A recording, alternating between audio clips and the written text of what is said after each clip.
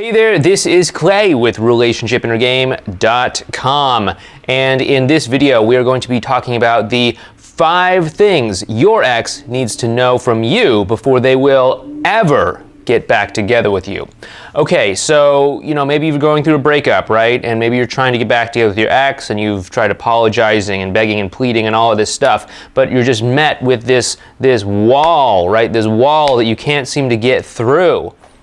And so what do? How do you even begin to bypass that? Well, first of all, there's a lot of things that you can do to get around that wall. There's a whole lot of emotional dynamics going on here that I just don't have the time or space to talk about in this video, but we do have several other videos. We do have our newsletter over at relationshipinnergame.com.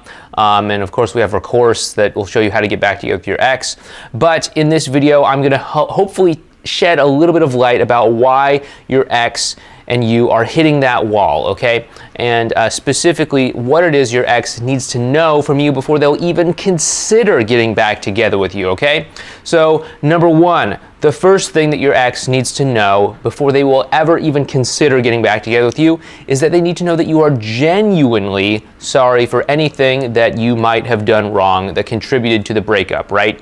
Now, it's my belief that any breakup is equally, your fault and also your ex's fault, right? I'm not saying anyone's to blame for it. It's just you both had equal responsibility in creating that situation that ended up in the breakup, right? So maybe you weren't as open with your communication, but maybe your ex wasn't as, prying about making sure that they let you know that they wanted to communicate better, right? So there could be kind of like a sort of dualistic sort of thing going on there.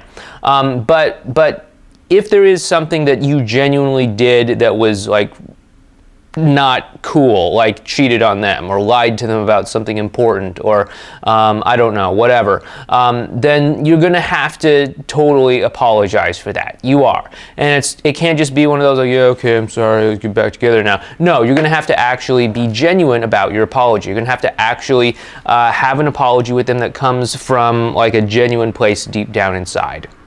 And until this happens, you're never gonna be able to get back together with them, because in their mind they're going to always be thinking oh yeah, you're that person that cheated on me, how would I even talk to you?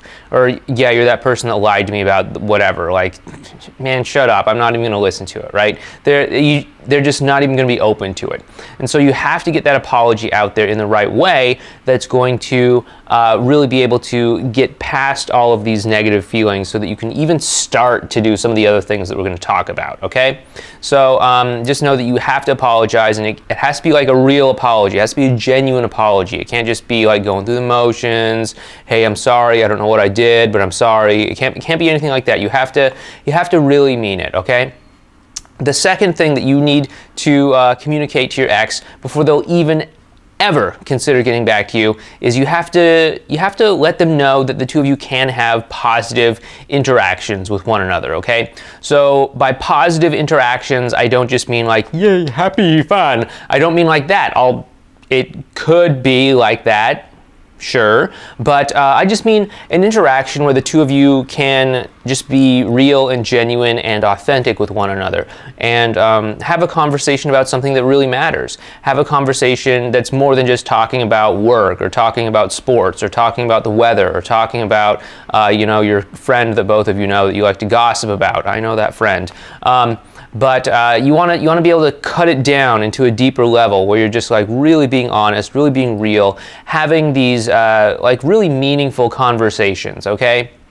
And sure, it might be a happy conversation, right? But it also might be a sad conversation. The two of you might end up crying. The two of you might end up with a lot of pain and regret or something like that. But at the end of the conversation, the two of you will be closer together emotionally, okay?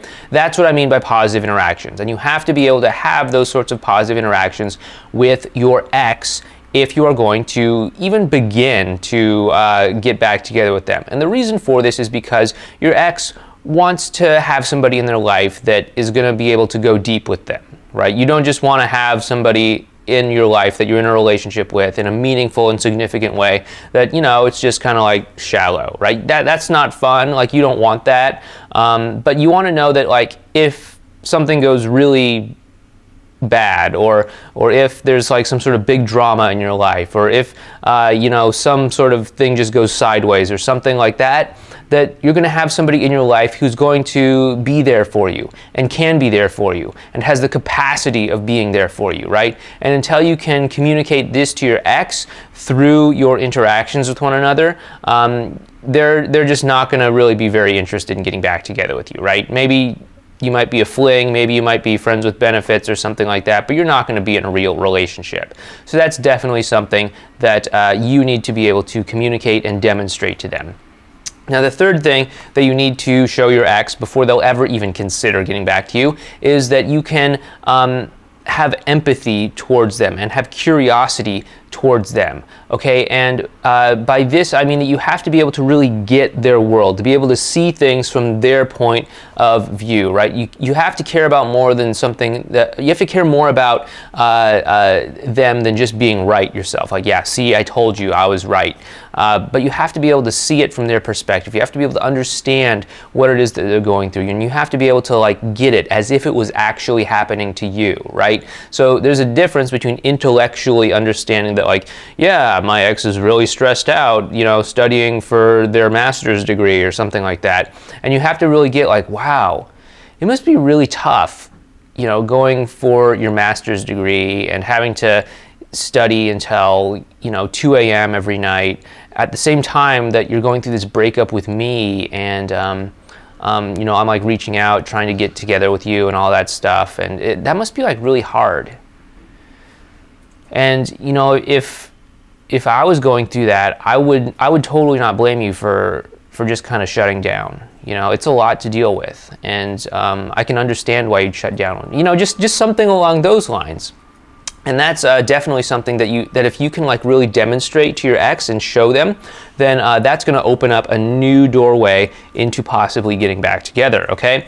But again, this is totally not exhaustive, okay? The fourth thing that you need to show to your ex before they'll even consider getting back to you, getting back together with you, is that they can trust you, okay? And I don't just mean trust like, yeah, you know, you can trust me around other women or something like that. I mean, of course it encompasses that, but it's also about trusting you to keep your word and trusting you to follow through on what you say you're going to do and trusting you to, you know, be there for them if you say you're going to be there for them, right? If they can't trust you to be the person that you project out into the world, like the good person, the good boyfriend, the good girlfriend, or whatever, and if they know that at the end of the day when things get bad or whatever, that you're just going to bail on them, pack up and leave, or you know, shut down emotionally, or you know, go run off to your best friend or something like that, and you're not going to be able to be there for them maybe the way that you said that you would, then that's going to cause them to not trust you, okay? And this means a couple different things. Number one, it means, you know, don't have your mouth be writing checks that you can't cash, right? So don't be promising things that you can't follow through on. If you know yourself and you know that you can't follow through on it, then don't be promising that, okay?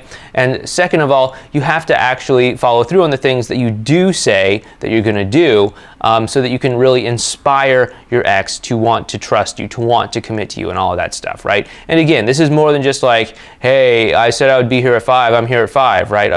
Like, sure, at the lowest, most basic level, it's like that. But it's also about much more than that, right? It's also about the emotional trust. And emotional trust is something that happens over a period of time, right? It's not just, you can't just like say some magic combination of words that are gonna turn your ex from somebody who doesn't trust you into somebody who does trust you.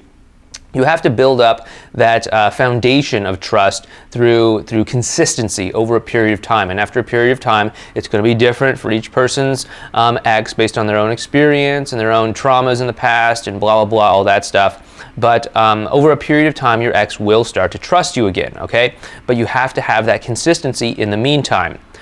And the fifth and final thing that your ex needs from you before they will ever trust you again is they have to really, really know that they aren't walking back into the same relationship that they walked out on in the first place, okay? They have to really know and understand that they are not getting back into the same broken relationship with the same broken dynamics and the same poor communication and the same lack of trust and the same lack of understanding and the same lack of anything else that they walked out the door on in the first place, right? The only reason that that would ever happen is if your ex had low self-esteem and they didn't think that they could do any better. And that's probably not a very inspiring thing for you to be like, yeah, I want my ex to have low self-esteem so that they don't think they can do any better than me.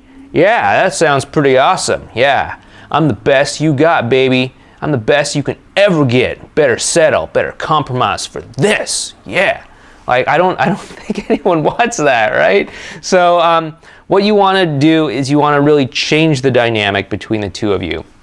And when you change that dynamic, you can really start to show your ex that they aren't playing the same game anymore. If they get back together with you, it's not going to be the same old, same old. It's not going to be, whatever didn't work before. It's not going to be all the fights that happened before. It's not going to be all the cheating or lack of trust or whatever it is, right?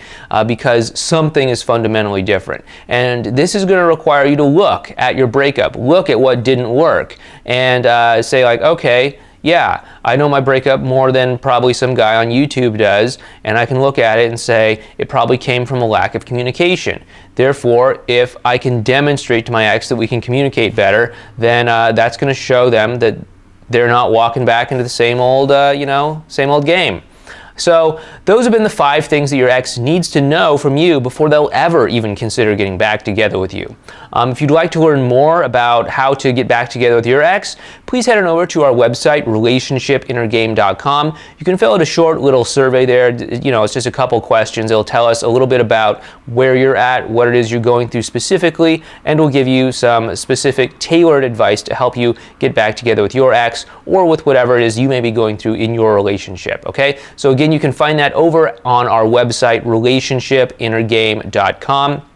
Also, if you like what we're doing here, please go ahead and give this video a thumbs up. Go ahead and like us, or go ahead and subscribe to the channel so that you can get more updates from us when we put out new videos. And of course, if you have anything to share, please go ahead and leave that down in the comments down below. If you've ever broken up with somebody, has there been anything that you've really wanted from them that you just absolutely would never consider even getting back together with them unless they changed that thing? If so, please go ahead and leave a comment down below. This has been Clay, and I'll talk to you in our next video from Relationship Inner Game. Take care.